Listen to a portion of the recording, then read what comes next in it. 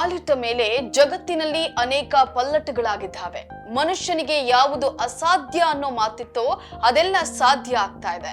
ಭೂತಾಕಾರದ ಸಮಸ್ಯೆಗಳೆಲ್ಲ ಚಿಟಿಕೆ ಹೊಡೆಯುವಷ್ಟರಲ್ಲಿ ಬಗೆಹರಿತಾ ಇದೆ. ಜಗತ್ತು ಅದೆಷ್ಟೋ ಮುಂದಕ್ಕೆ ಹೋಗ್ಬಿಟ್ಟಿದೆ. ಈಗ ಮನುಷ್ಯ ಸತ್ತ ನಂತರವೂ ಮಾತನಾಡಬಹುದಂತೆ. ಇಂತಹದೊಂದು ಕರಾಮತ್ತನ್ನ ಎಐ ತಂತ್ರಜ್ಞಾನ ಮಾಡ್ತಾ ಇದೆ.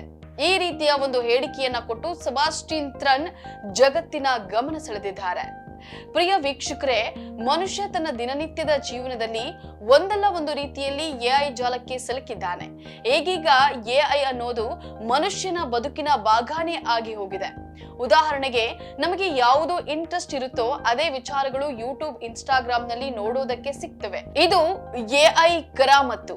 ಮನುಷ್ಯ ದೈಹಿಕ ಅಥವಾ ಬೌದ್ಧಿಕವಾಗಿ ನಿರ್ವಹಿಸಬಹುದಾದ ಕೆಲಸಗಳನ್ನ ತಂತ್ರಜ್ಞಾನ ಆಧಾರದ ಮೇಲೆ ಮಾಡುವ ಆವಿಷ್ಕಾರಗಳನ್ನ ಎಐ ಅಂದ್ರೆ ಕೃತಕ ಬುದ್ಧಿಮತ್ತೆ ಅಂತ ಹೇಳಬಹುದು. ಪ್ರಿಯ ವೀಕ್ಷಕರೇ, ನಮ್ಮ ಬೆಂಗಳೂರಿನಲ್ಲಿ ಇನ್ವೆಸ್ಟ್ ಕರ್ನಾಟಕ ಕಾರ್ಯಕ್ರಮ ನಡೀತಾ ಇದೆ. ಜಗತ್ತಿನ ಹಲವಾರು ದೇಶಗಳ ಬಿಸಿನೆಸ್ ಮ್ಯಾನ್ಗಳು ಭಾಗವಹಿಸಿದ್ದಾರೆ. ನಮ್ಮ ಕರ್ನಾಟಕದ ಮಟ್ಟಿಗೆ ಇದೊಂದು ಪ್ರತಿಷ್ಠಿತ ಕಾರ್ಯಕ್ರಮ. ಕೋಟ್ಯಾಂತರ ರೂಪಾಯಿಗಳ ಬಂಡವಾಳ ನಮ್ಮ ರಾಜ್ಯಕ್ಕೆ ಹರಿದು ಬರ್ತಾ ಇದೆ. ಹೀಗಾಗಿ ಇವತ್ತು ಇಡೀ ದೇಶವೇ ಕರ್ನಾಟಕದ ಕಡೆಗೆ ತಿರುಗಿ ನೋಡ್ತಾ ಇದೆ. ಈ ಇನ್ವೆಸ್ಟ್ ಕಾರ್ಯಕ್ರಮದಲ್ಲಿ ಭಾಗವಹಿಸಿದ್ದ ಗೂಗಲ್ ಎಕ್ಸ್ ಸಂಸ್ಥೆಯ ಸ್ಥಾಪಕ ಸೆಬಾಸ್ಟಿಯನ್ ಥ್ರನ್ ಮನುಷ್ಯ ಸತ್ತ ನಂತರನೂ ಮಾತಾಡಬಹುದು ಅಂತಹದೊಂದು ಕಸರತ್ತನ್ನ ಎಐ ಮಾಡ್ತಿದೆ ಅಂತ ಹೇಳಿದ್ದಾರೆ. ಪ್ರಿಯ ವೀಕ್ಷಕರೇ, ನೀವೇ ಸ್ವಲ್ಪ ಗಮನಿಸಿ ನೋಡಿ. 4-5 ವರ್ಷಗಳ ಹಿಂದೆ ಕರೋನಾ ವಕ್ಕರಿಸಿಕೊಂಡಾಗ ಇಡೀ ಜಗತ್ತಿಗೆ ದಂಗು ಬಡಿದು ಹೋಗಿತ್ತು. ಸುಮಾರು 10-20 ವರ್ಷಗಳಷ್ಟು ಹಿಂದಕ್ಕೆ ಜಗತ್ತು ಹೋಗಿತ್ತು. ಮಾರುಕಟ್ಟೆಗಳೆಲ್ಲ ಬಿದ್ದು ಕೆಲಸ ಕಳೆದುಕೊಂಡು ಜನ ತಲೆ ಮೇಲೆ ಕೈ ಹೊತ್ತು ಕೂತ್ಕೊಂಡಿದ್ರು.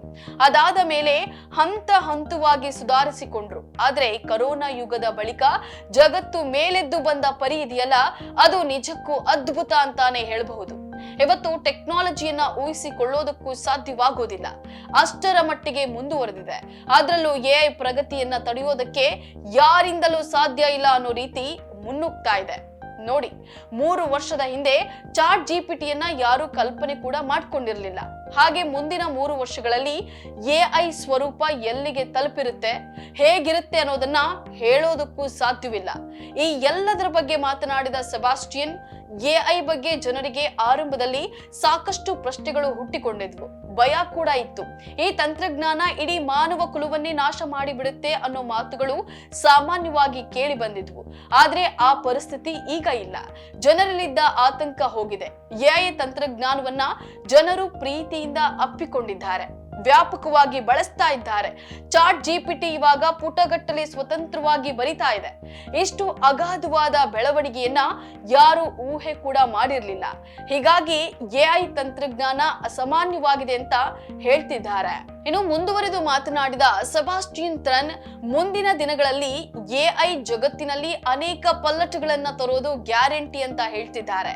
ಸಾರಿಗೆ, ವೈದ್ಯಕೀಯ ಕ್ಷೇತ್ರಗಳಲ್ಲಿ ಎಐ ಬಳಕೆ ಜಾಸ್ತಿ ಆಗುತ್ತೆ. ಮುಂಬರೋ ದಿನಗಳಲ್ಲಿ ಸಾವಿನ ನಂತರನೂ ನಾವು ನಮ್ಮ ಮಕ್ಕಳು, ಮೊಮ್ಮಕ್ಕಳ ಜೊತೆ ಮಾತನಾಡಬಹುದಂತೆ. ಡಿಜಿಟಲ್ ಟ್ವಿನ್ ಮೂಲಕ ನಾವು ಬೇರೆ ಕೆಲಸದಲ್ಲಿದ್ರು ಇನ್ನೊಂದು ಮೀಟಿಂಗ್ ನಲ್ಲಿ ಭಾಗವಹಿಸಬಹುದಂತೆ. ಇನ್ನು ಇಂತಹ ಅನೇಕ ಅನಂತ ಸಾಧ್ಯತೆಗಳನ್ನ ಎಐ ಜಗತ್ತಿಗೆ ಪರಿಚಯಿಸುತ್ತೆ ಅಂತ ಸೆಬಾಸ್ಟಿಯನ್ ಭವಿಷ್ಯವನ್ನ ನುಡಿದಿದ್ದಾರೆ. ಒಟ್ಟಿನಲ್ಲಿ ತಂತ್ರಜ್ಞಾನ ಅನ್ನೋದು ಜಗತ್ತನ್ನ ಎಲ್ಲಿಗೋ ಕರೆದುಕೊಂಡು ಹೋಗ್ತಾ ಇದೆ. ಅದರಲ್ಲೂ ಎಐ ಅನ್ನೋದು ಯಾವೆಲ್ಲ ಕೆಲಸಗಳು ಮನುಷ್ಯನಿಗೆ ಅಸಾಧ್ಯ ಆಗಿದ್ವೋ ಅದೆಲ್ಲವನ್ನ ಸಾಧ್ಯ ಮಾಡಿ ತೋರಿಸ್ತಾ ಇದೆ. ಇದರ ನಡುವೆ ಸತ್ತ ನಂತರವೂ ಮಾತಾಡಬಹುದು ಅಂತ ಸೆಬಾಸ್ಟಿಯನ್ ಹೇಳಿರೋದು ಜಗತ್ತಿನ ಗಮನ ಸೆಳೆದಿದೆ.